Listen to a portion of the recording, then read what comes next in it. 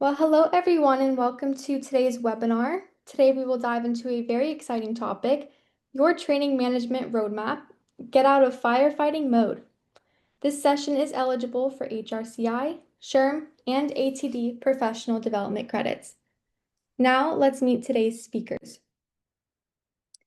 First, we have John Peebles, the CEO of Administrate. We have Christy Mangan, Manager, Technology and Administration at Roche Diagnostics. We have Michael Rochelle, the Chief Strategy Officer at Brennan Hall Group. And we have Matt Pittman, the Principal Analyst at Brennan Hall Group. A big thank you to today's webinar sponsor, Administrate. Administrate is a training management system that gives teams back thousands of hours by automating 90% of critical but time-consuming and error-prone tasks. Administrate works with companies that focus on instructor-led training like Roche Diagnostics.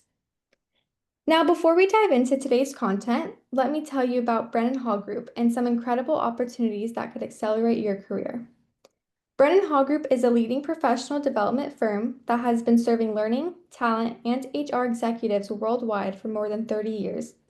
We've advanced the growth and performance of millions of employees and leaders through our cloud-based platform, delivering evidence-based research, data, and certification programs that empower organizations to achieve excellence in every area of human capital management. Our impact spans more than 10 million employees and executives globally, supported by our comprehensive research library, strategic insights, and prestigious awards program. Below is a sample of the organizations we are proud to partner with. Registration is also open for the HCM Excellence Conference happening next year, February 9th through 12th. This is where the top minds in human capital management come together. We also have our upcoming Women in Leadership event on November 19th at our headquarters in Boca Raton, Florida. For more information, please visit brennanhall.com and click under the Events tab. We also invite you, as always, to participate in our research studies. Links will be available after the webinar. And once the results are analyzed, all participants receive a piece of complimentary research and other exclusive benefits. All details and applications for everything I've mentioned will be available in a PDF you'll receive within 24 hours after the webinar.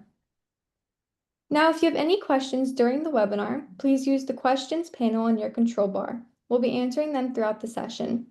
We're also recording today's webinar, and you'll receive an email within 24 hours with a link to the recording and a PDF of the slides. The chat box is open, so feel free to share your thoughts as we go along. Your input makes this more valuable for everyone.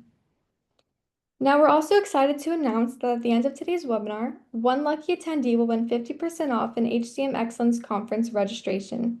Stay tuned to see if you are the lucky winner. You must be present to win.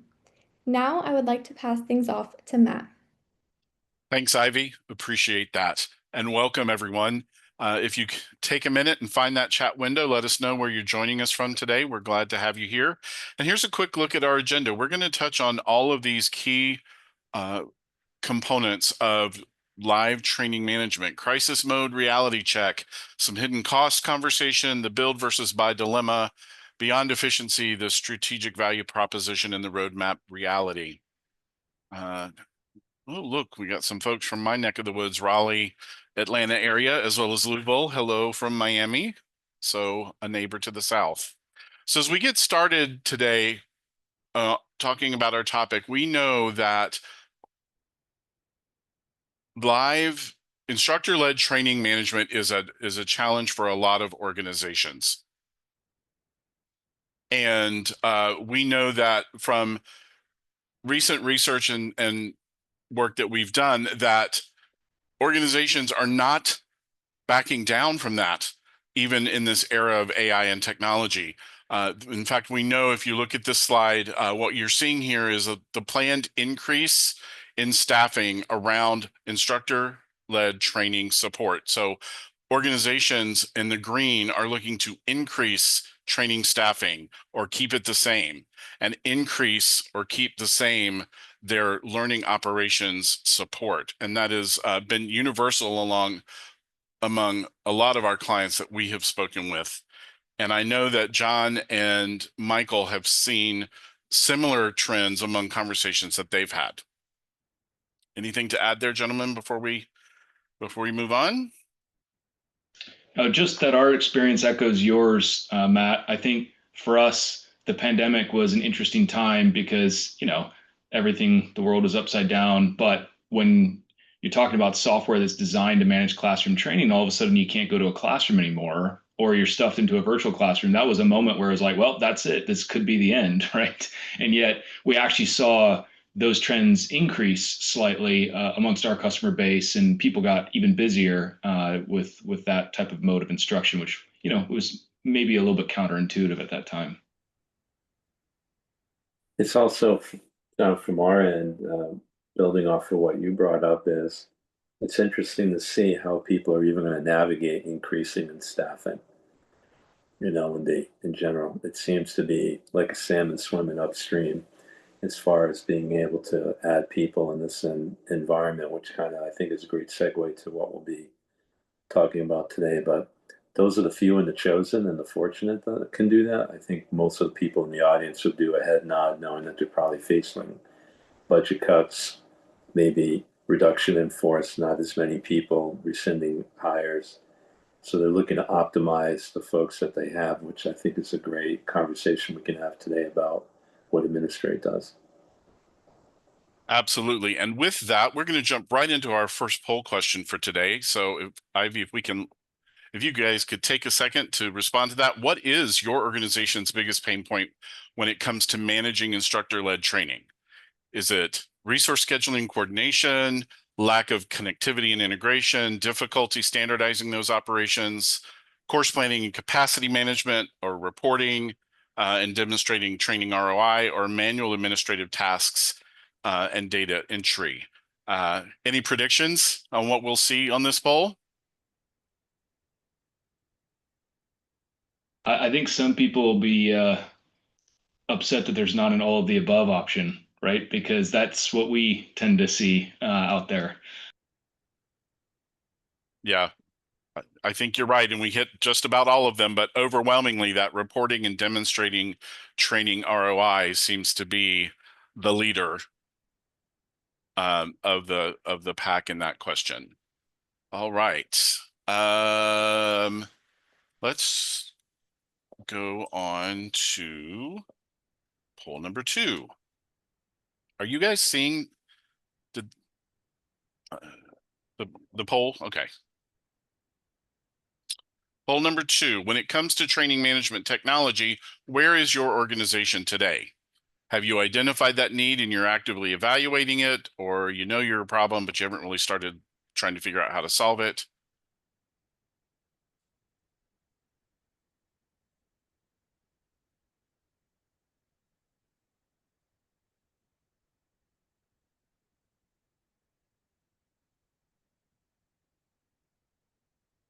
All right.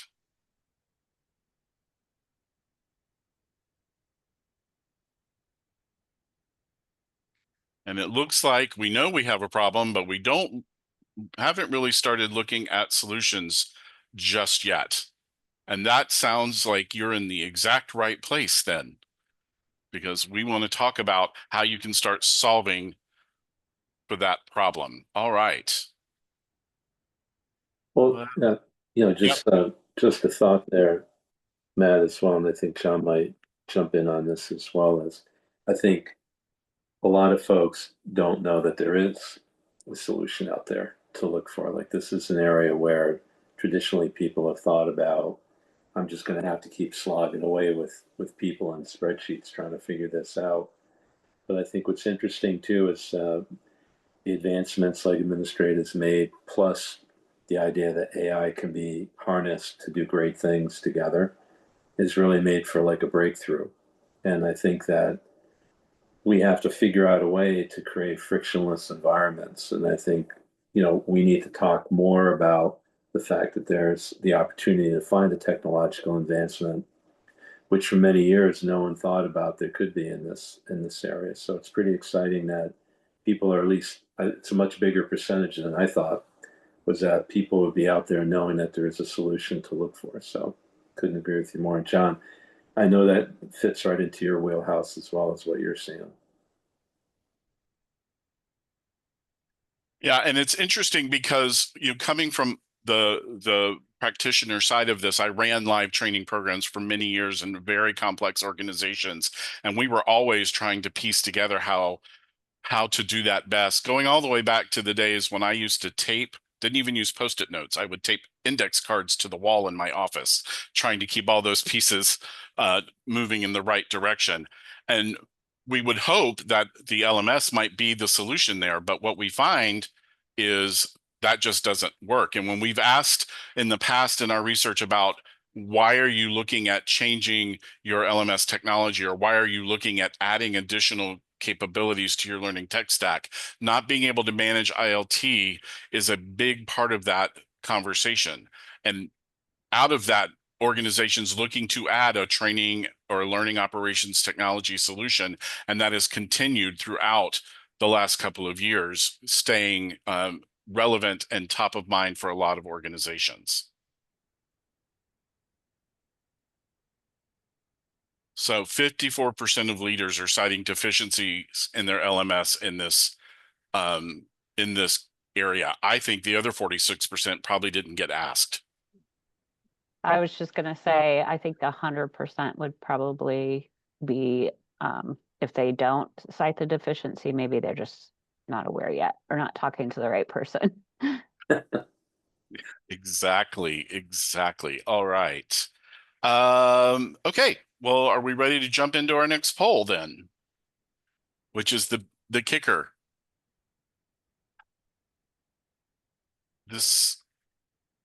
Has your organization calculated the actual cost and staff time, errors, or missed opportunities of your current training management processes? And while people are thinking through that, I couldn't agree with you any more than I can, Christy, on this idea that like people just have to start thinking about it. LMS is not designed to do this. It should be pretty evident to everybody that their LMS just doesn't do this level of functionality. And we've got to come up with a technological way that makes it agile, adaptable, flexible, sustainable, scalable. I mean, couldn't agree with you more. I don't think anyone needs to go back and say, did I miss that functionality in my LMS? Let me look it up in the manual. It's just not there.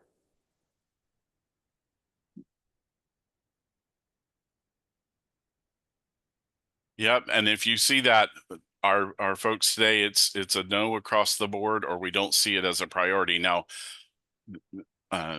not knowing, being able to understand the impact that this is having on your budget and on your organization, it's that hidden cost that we get caught up in a lot.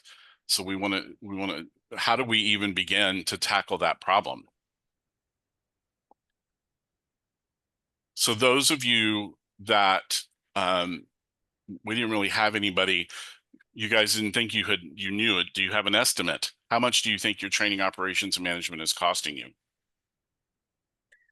Yeah, and again, while people are thinking through poll 4, I know we're hitting you with a lot of questions, but going back to the answer before, I think it's the same group. If you can't measure it, then you have no idea how significant it is. And we're talking 7-figure significance for a lot of organizations that are decent sized organizations. So we should talk a little bit more about how to be able to get into the calculations of those costs.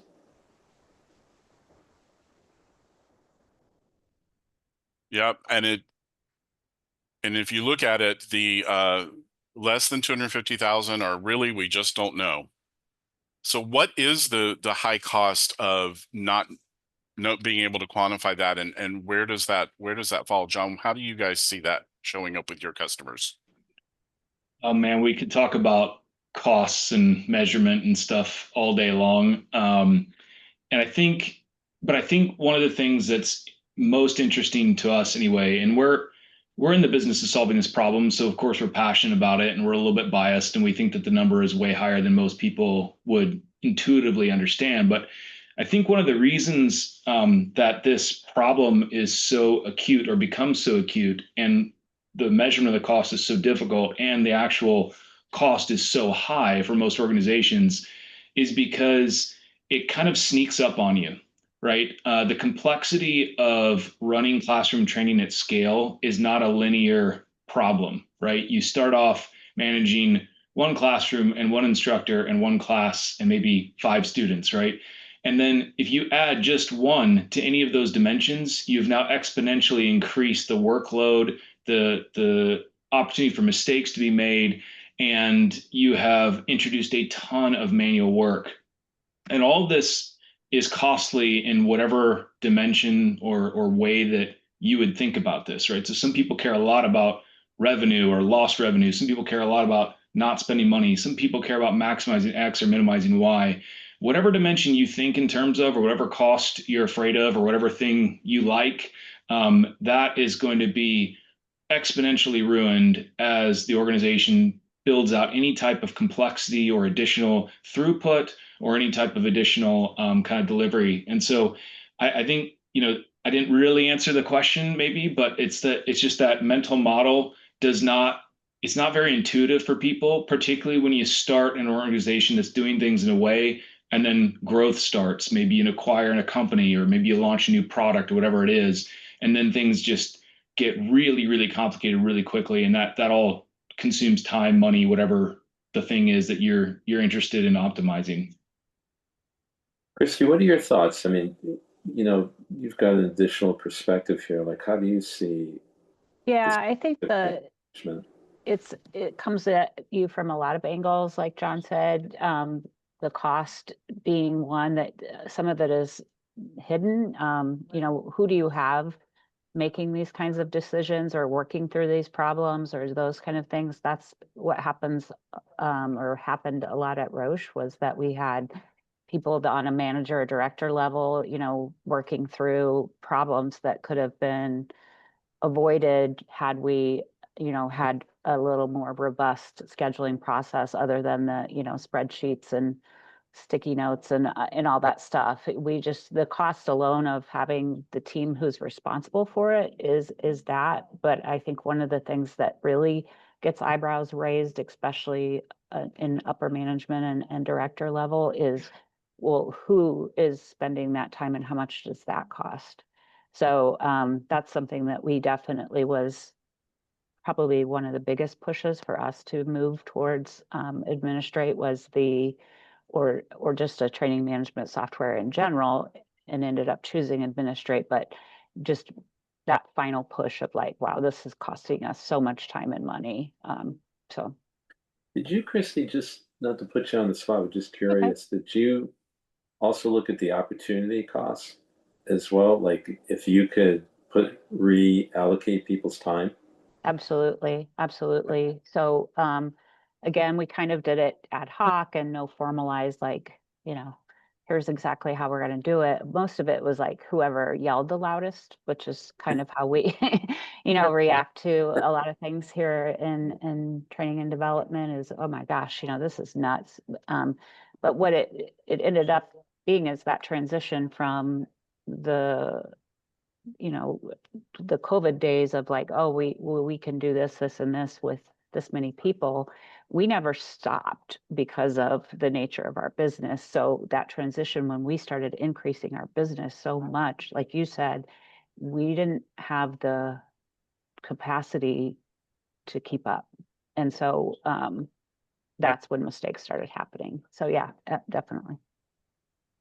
Yeah, and I know, John, your team have spoken to many times. They use the term, frictionless, or creating less friction environment. I mean, that costs a lot of money to have that kind of drag on the training department.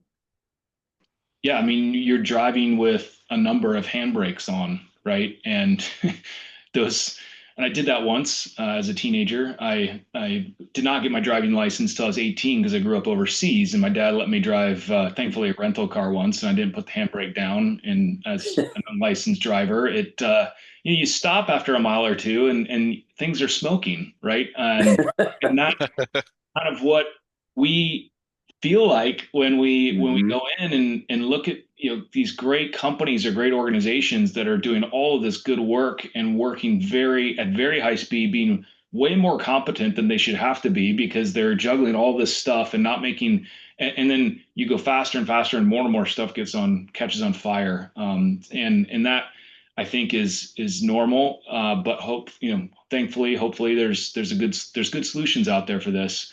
Maybe just to circle back to the comment around the LMS, one of the real tragedies, it's like kind of heartbreaking almost, is when we see organizations that have really done a great job implementing their LMS, no matter what it is, right? There's a lot of LMS products out there that are really great. It's almost like it's worse for the ILT team because they could use Post-it notes and they could use whiteboards and they could use spreadsheets until the LMS comes in, and then everything must be put into that, and all of just the typing and the screen navigation and so forth that's really not intuitive for a learning management system to track this stuff becomes an even worse burden than before the LMS was fully implemented. And so that's a problem we see all the time as well. Yeah. And go ahead, Michael. We also see the same thing, John, when we're working with organizations on text selection, unless you're talking to the old-fashioned big box manufacturing group that's got a training center that's trying to manage where the slide projector was, or classroom availability or instructor availability.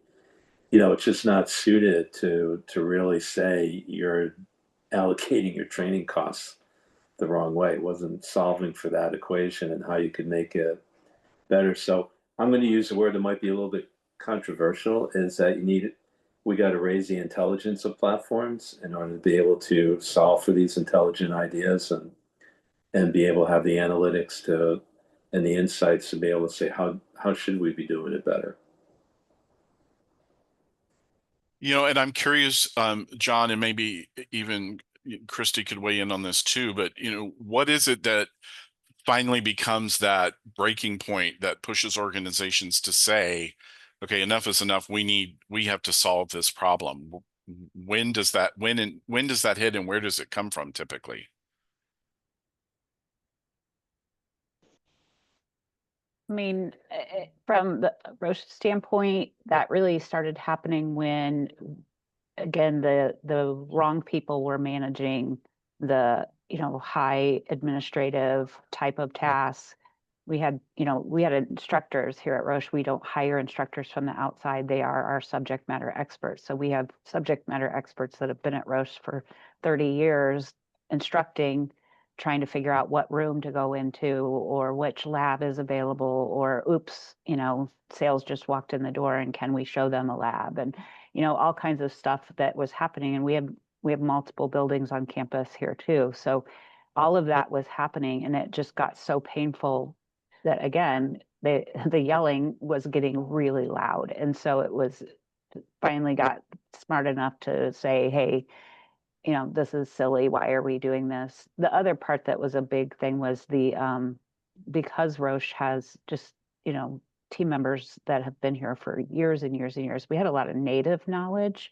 And as that native knowledge started cycling through, we weren't very good at documenting it at all. And so it was like, well, Phil's always done it this way. Phil's been here for 35 years. Let's, keep doing it that way. Why wouldn't we? And then, oh gosh, Phil's getting ready to retire. Now what are we going to do?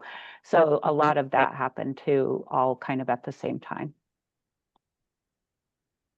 Yeah, I think one of the things I love about my job is just being able to visit customers and prospects, because some of the training that is being done out there is super cool. Like the Roche tour. I don't know if you sell tickets, Christy, but it is super cool. And it's like literally PhDs, like who are their instructors, leading you around and showing you all these machines that help people fight disease and diagnose problems and all this stuff.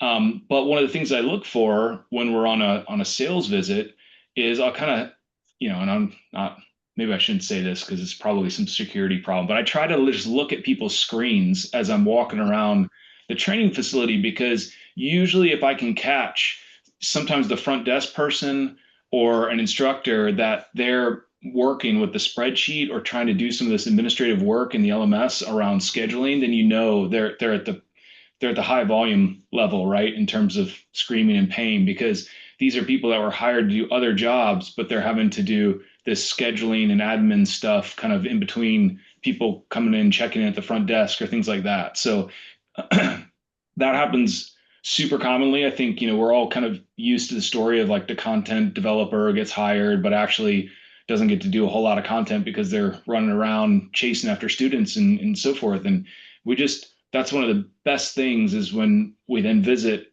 after implementation, you see people and they're just delighted that they can do the jobs they were originally hired for. And I think that's another thing to think about.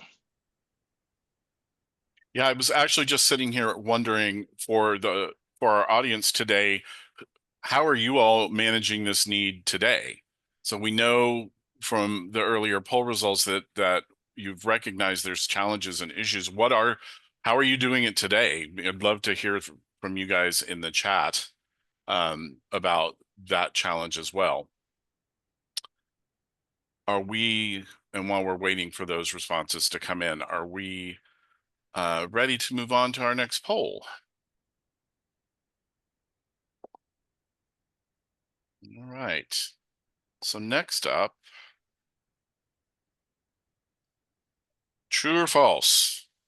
Our training leaders have the data and insights they need to make strategic decisions about training programs and resource allocation.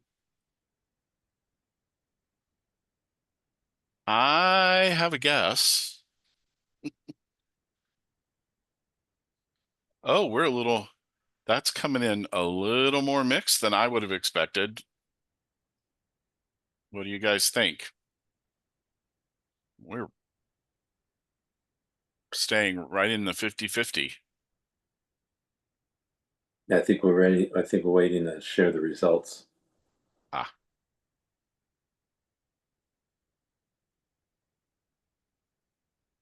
Oh, last minute jump. So we skewed to the false, which is what I would have expected. But I'll throw this back to Christy and John so 2 out of 3 people say it's false. Probably not a big surprise. Why do we think it's false? That's from the 2 experts here. Why do you think it's false? What do you think is not allowing people to have that information to make those decisions? Is it a lack of data within the company, like the size of your company? Because is it the stratification, scrubbing the data? John, do you think clients just aren't data oriented? Like, why do you think so many people answer false? So Christy unmuted first, so I'll defer. Great.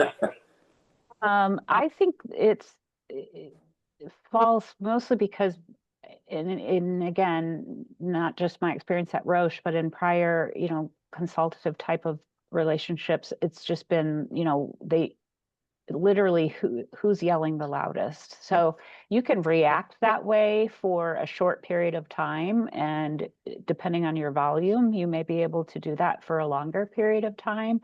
But when you start doing things like, oh, Joe said this is happening in his department and here's what we're doing, when you start reacting to those and making big decisions on processes and technology based on them, that's the epitome of firefighting mode is, oh, we're gonna, dump all kinds of water on this and it's actually a grease fire and we had no idea, or the fire's this big and we just dumped gallons of water on it and we should have been over here where it literally is burning the building down. So I think what happened with us was that we thought we knew because people were very vocal about it and it was painful, so they were vocal, but what we didn't know was the actual data behind it.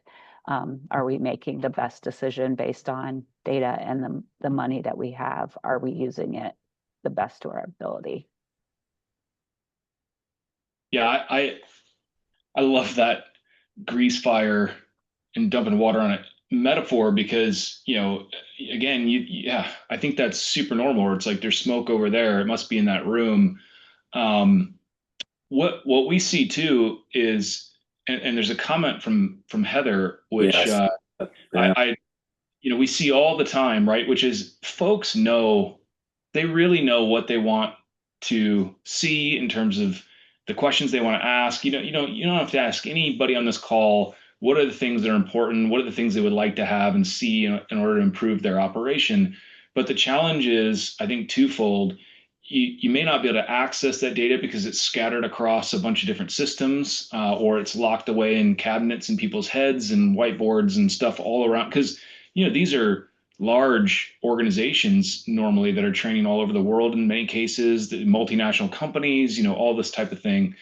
And so that's challenge number one. And then the second thing that we see is, even if you can do that manual effort of bringing together the data and everybody submits their spreadsheet and all whatever, you might only be able to do that once a year or once a quarter or once every 6 months, because it's just such an effort to collate all that stuff. And so there's kind of these two big problems of, how do you get at the data? How do you collate it and make it presentable? And if that's a difficult exercise, which it often is, then you might only have a bite at the apple once a year, and then that can cause you to throw the wrong fire suppression material out there, and that's really expensive and can be very costly. Yeah, just one quick point. I think you both are bringing up great. I don't have anything as provocative as a grease fire with throwing water on it. I'm gonna have to write you a royalty check for that, using that, Christy. But when we're working with organizations and we ask them this question and they say false or can't, one of the other things that they bring up is, what's the decision-making process? Just because you have all of the information, is there a decision-making process to be done? A lot of folks will say to us, our hands are tied. So we have the data and insights, we see the way things are. Unless someone's handing out solutions or allows us to spend more money or do things different. And I think that's where you get a lot of people saying, if we could solve for it through a technological solution, if we knew that ahead of time, I think that would relieve a lot of the pressure. I think a lot of people would switch their answer to, we can, because we have a platform that allows us to make the right decision, that we can go back and say, based on the data that we put in there, what it's generating, what the algorithms are saying, this is, we can make an informed decision. So I think a lot of people, like what Heather is saying, is, even though you have the data and insights, are you really able to pull the trigger on what you're really seeing and really make a decision? So technology is the only way to really get a scalable decision in a big company, for example.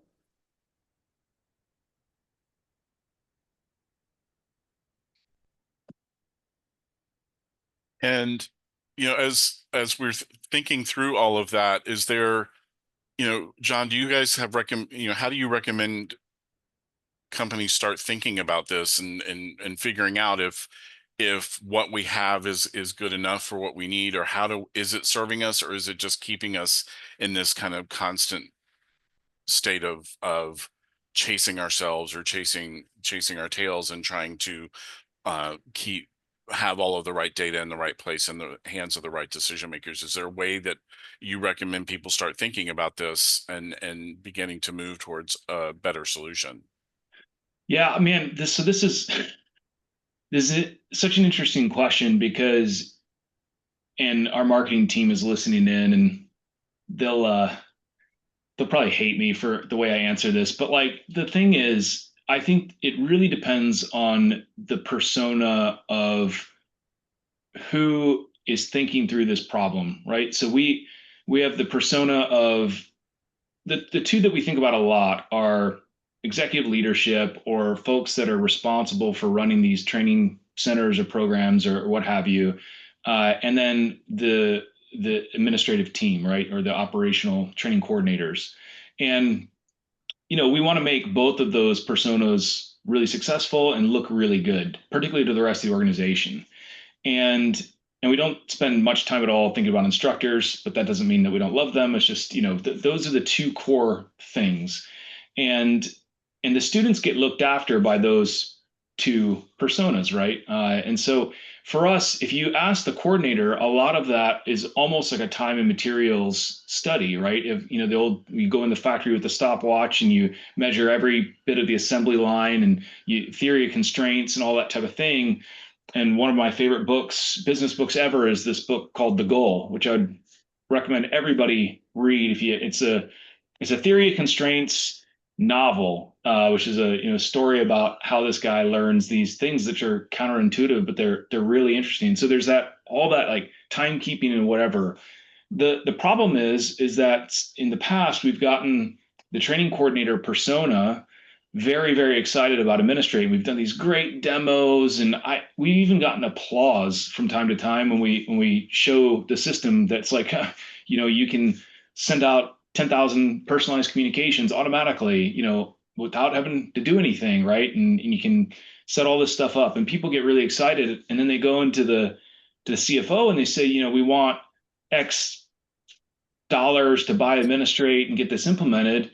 And the CFO just goes, no, right? And it's like, what? We could save all this time. And it's like, yeah, but they don't care because they've already hired the people and they're not, can't spend time, right? And we sometimes nickname our CFO at Administrate as CF no, right? And it's just kind of that's the default behavior, right? And so we learned that actually we need to, that is a very compelling reason, but it doesn't necessarily get folks all the way to, hey, we need to be able to solve this. And so then it's all right, this executive director persona, we need to be able to help them make the case to the CFO, or the rest of the organization, which is, now we've reclaimed all this time and we've gotten rid of all this distraction, and often people are way happier because they're not screaming at people internally to get the thing that they need. And so we can invest that, and then we can move whatever business metric with that time invested that the CFO actually cares about. And the irony is our poor CFO, she gets all this, people are, oh, that CF no, and Catherine always says no and all this stuff. But actually Catherine is the easiest to convince in the organization to do anything, because if you just say we're going to spend $10 here and get $50 back, boom, that's an auto yes. And so being able to make those kind of two arguments for solving this problem is really important. And it took us probably a lot longer than it should have in our marketing, right? In terms of we do these things, but also it can unlock these outcomes. And I think that's the missing piece for a lot of people. And I think sometimes it's hard to make the switch from how do we even change how we've been doing this or how we've been approaching it. So even if we simplify it down to one question, one space that we can maybe make a difference, that can also help spark laying that business case really well and being able to communicate it. So in thinking about that, let's take a look at our next poll, which is really about, from today, those of you that are here with us, if you could automate one aspect of your training management workflow tomorrow, which aspect of that, which workflow would you want to automate?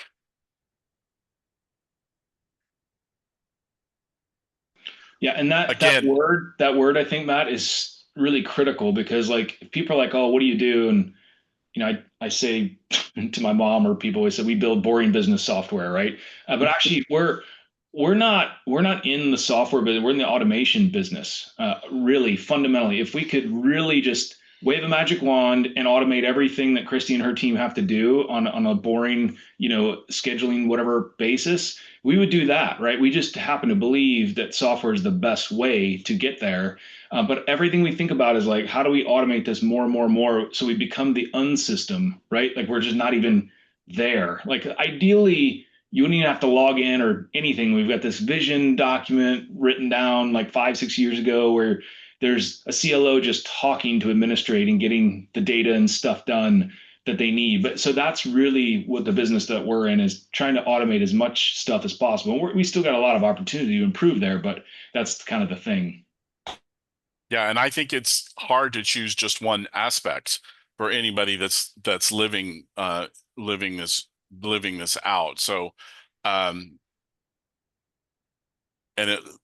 we have sort of a skew to reporting and analytics, which I totally get. When I was running learning operations, I spent almost all my time pulling data and formatting it for somebody else to use, or putting it into a format that the data lake could then accept it, and it could go into the Power BI Power BIs of the world. So do these results surprise you at all?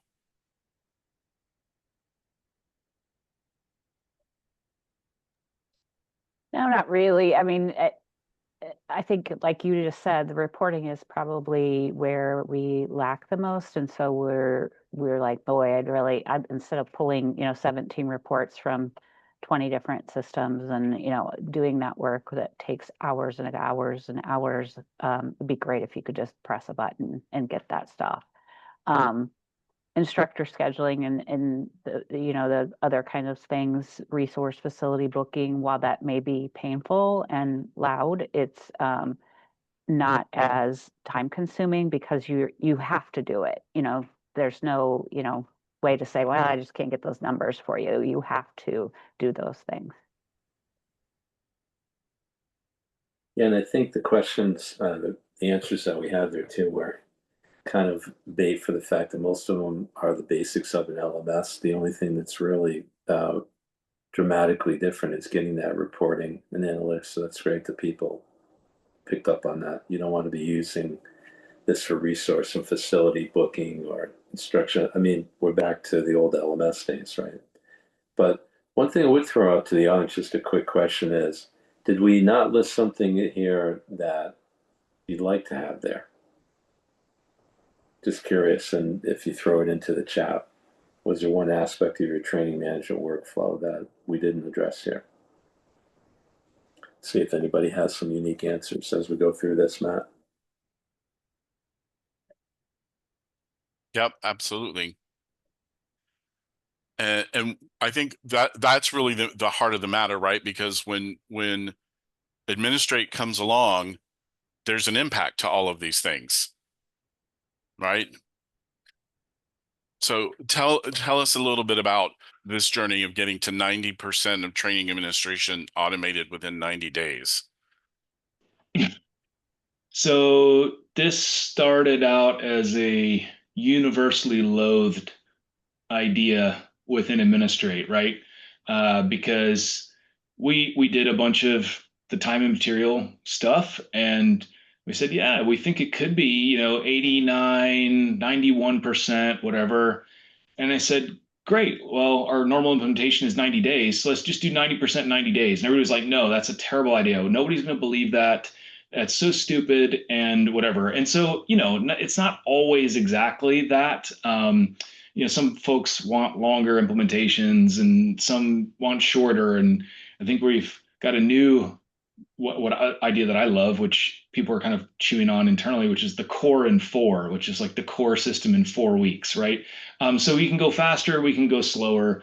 But yeah, that 90% target, people get to that number in many different ways. It's not, the 90% that some folks are saving is different from what other customers are saving. But I think I'm pretty pleased that we can get close to that, and often exceed it, particularly over time, right? It's change management's hard, and it's not always an overnight thing necessarily. But yeah, that we chart this in our customer base, and if you're dipping below that, then we kind of feel like, hey, we need to get involved and call up some folks and see how we can improve, or help them figure some stuff out, or maybe there's something they're not using or doing or thinking of.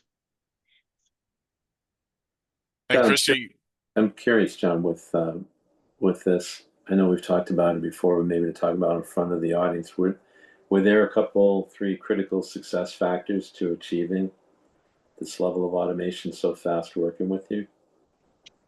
Well, I think first of all, this has been a journey, a 10-year journey for us, and I feel like I've been the CEO of 2 companies, right? The first one was a mediocre, small to medium-sized business focused training management system, and then the second is hopefully an excellent enterprise focused training management platform. And we changed, right? We changed our focus because we felt like we could drive this metric much better with larger organizations, and they would appreciate it more and so forth. But we also had a 10-year journey. There's an essay that I love, which is titled "Great Software Takes 10 Years." And so, and I can tell you, like, Christy and her team came on about year 8 or so, and we're actually really helpful in closing off some of the last bits of this, because they partnered with us and gave us tons and tons of feedback on a particular piece of the platform. And we're still kind of just early days on that and for what her team and our team want to do. But it's taken a while. There's like this minimum viable piece of features and whatever that as an enterprise you really need in order to get up and running on a training management platform, training management system. And it took us a while to get there. So the 90% has been a 10-year journey, but I think now we're getting into the groove where that holds true for pretty much every customer that comes across the door, and hopefully we can get it up higher over time and do more stuff. Christy, just curious, when you were working through all of this, was this a top priority for you, trying to get all of these different training administration needs automated in a short amount of time? I mean, yeah, it was alongside of every other top priority, that we're doing over here in training and development. So it depended on the day. Again, I know I keep saying this, but who was yelling the loudest, who was in the most pain. And so there were times where our focus had to kind of shift and move around a little bit. But yeah, it was definitely, once we got to actual implementation and go live and using those things, and that was yeah, it was 100% our main focus. And how has your life changed in a post-Administrate world? So I think the biggest change has been to that automation that John spoke about so well. Is we used to sit in a room and literally each manager or each lead would say, I need this many classes and here's my instructors and I'm going to put this instructor here. And literally we're like completing the entire puzzle themselves. And then someone else would come in and say, oh, well, here's my pieces of the puzzle, and that would get layered, and it would be a scramble of how can we get all of this in at once. But we never had like a single source of that puzzle solution. And so for us, one of the things that we worked really closely with and still work really closely with is that scheduler tool. We like to call it, at the beginning of our relationship, the easy button. Was like, hey, John, we need an easy button. Can you do that for us? And John, like all good salespeople, said, yes, of course we can. So that has been our biggest easy button, has been like, instead of that being done by multiple people at multiple times, and it's so painful to get it through, and then mistakes start happening and those kind of things. And we still weren't at a place where somebody could say, hey, can I jump into room 2209 and use that? And we're all like, good luck. If there's anybody in there, go ahead. We weren't really managing it at that point either. So, yeah. Just a really quick question, Christy, was intriguing in your quote. Says, we are turning into a revenue center. That's kind of foreign territory for a lot of learning and development organizations, who's trying to cover costs or keep the costs down. How did that transformation take place? Well, so our training and development, we're responsible for training our internal teams, our engineers and application specialists, sales training. We do a little bit of development training here, but the bulk of our training that gets the most attention are customers. So when a customer buys a piece of diagnostic equipment from us, training is included in that. And so sometimes they get 4 or 5 spots, sometimes they get more, sometimes they get less. It just depends. But that was really where we were like, okay, well, we can get all of our customers through, we can get all of our internal through, and we can do that. What's next? And so that's really when that happened. That's great. Yeah. Great story. Yeah. And for when you've got a customer environment like that, where you're selling an attach to a product, I think if you can just imagine how much more you can attach if that attachment is automated, or that attachment is easy for your sales force to see, or you've got more bandwidth suddenly, and you can attach a lot more of that stuff. It just becomes transformative, and something we really like to see when that's happening in that environment. Absolutely.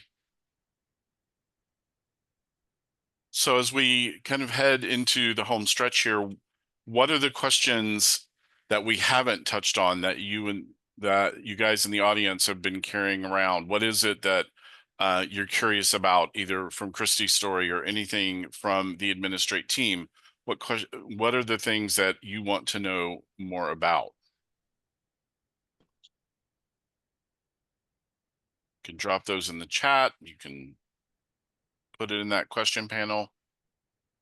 Anything that we haven't touched on. And while we're waiting for that, you know, Christy touched on it a little bit in her story, but John, I wonder in other customer situations, what happens once we free up all this time because we've automated the things that can and should be automated?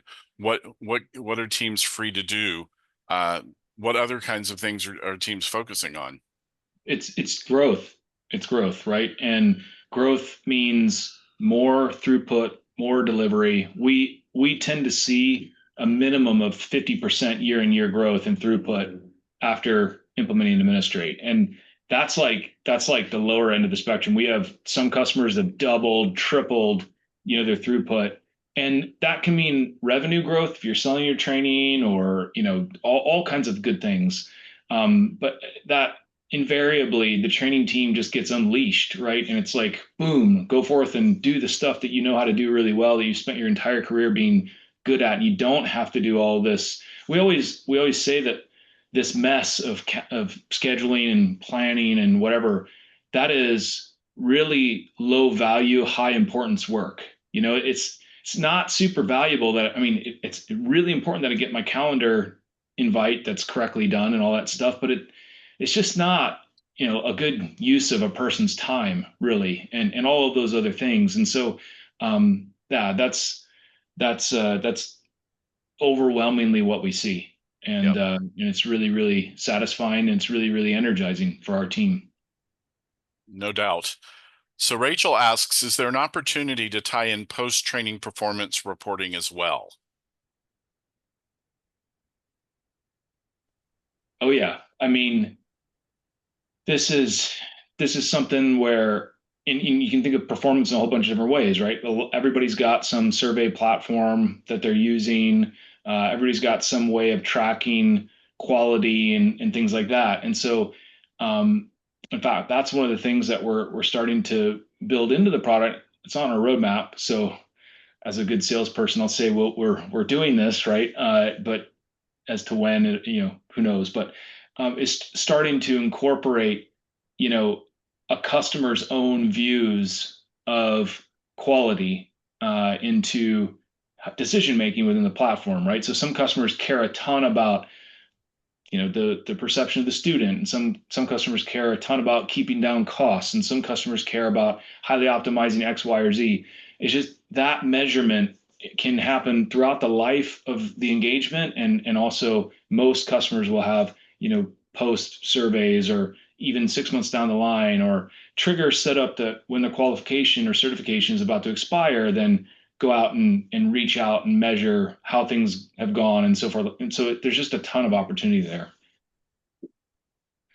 And we have this question from Melody that I think is for you, Christy, that says, what do you, with hindsight, wish you had pushed for immediately versus those things that could have been put on the back burner? Yeah, that's a great question. I think I would have probably pushed a little bit harder on, and this is not easy to do, but that whole change management and change adaptation is I wish we would have put that at the beginning instead of, kind of all along. And so we definitely learned our lesson there, is that, hey, that part of it is a huge piece of the puzzle. People own their processes really, tightly. And so having that change management plan ahead of time would have been a better solution for us.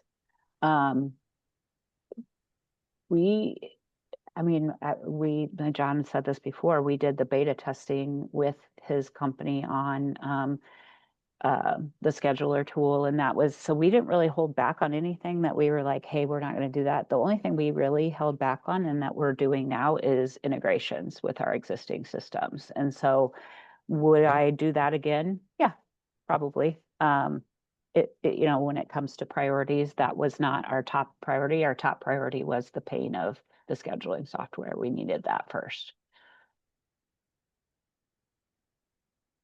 Excellent.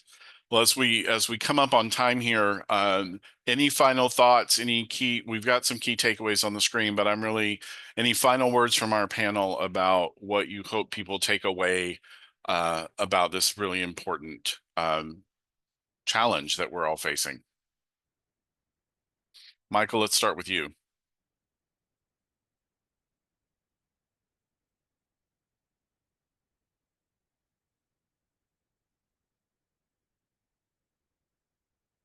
Okay.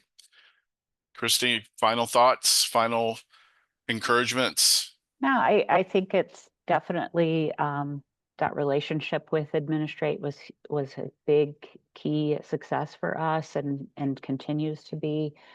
So keep that in mind. But I think the whole who is doing the work that you need to automate is a big important part of the puzzle that you need to pay attention to, so that you can go back to the CFOs that you're saying, hey, I have an instructor that makes this much money that's planning resources, and here's how much that costs on a daily basis. And that was our significant decrease in costs, was like, bam, right away. We have the right people using the tool that they need in order to do what had to be done. So that would be my kind of final. Okay. And John or Michael? Yeah, I would just echo what Christy said. And I mean, I'll put words in your mouth, Christy, but my assumption is that based on the incredible instructor that led me around on the tour, it is very difficult to hire those, but you can't just snap your fingers and get a molecular PhD, whatever. I don't know what, she just knew everything about everything chemistry wise. And then it's like, and then get them trained on all this Roche equipment, of which there are all these variants and stuff. That is an unsolvable problem in terms of you can't spend the money to get 5 more of those people. So that is just a big problem. And yeah, having those people do the right jobs is so important. Yeah. And Michael, we definitely, that person in particular was also one that was getting ready to retire. And so that we all literally were like, oh, geez, now what are we going to do? Because Althea knows this and she knows this and she knows this. But Althea should be focusing on that, not, who's in room 2209. So that was, just a big, huge key for us.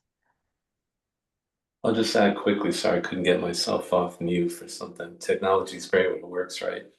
But I'm just going to focus in on the elimination of repetitive work. I know we talked around a lot of the strategic value, but there's so much repetition that takes place that if we can get that away from leveraging biological intelligence and people's time and get that into a system that can do it flawlessly and at scale, there's a lot of money and time and energy to be saved right there. And there's just not a platform that's capable of doing it unless you have a dedicated system like an Administrate.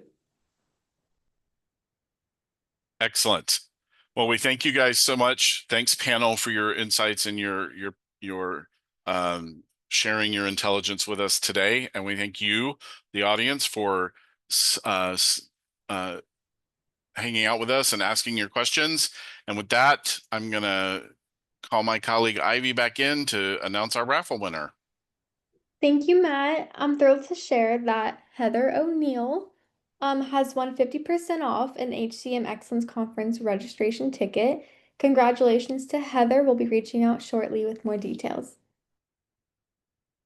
And with that, we will send you into the rest of your day. Be on the lookout for that email that has the link to this recording today, as well as the slide deck for your reference. Thank you guys so much.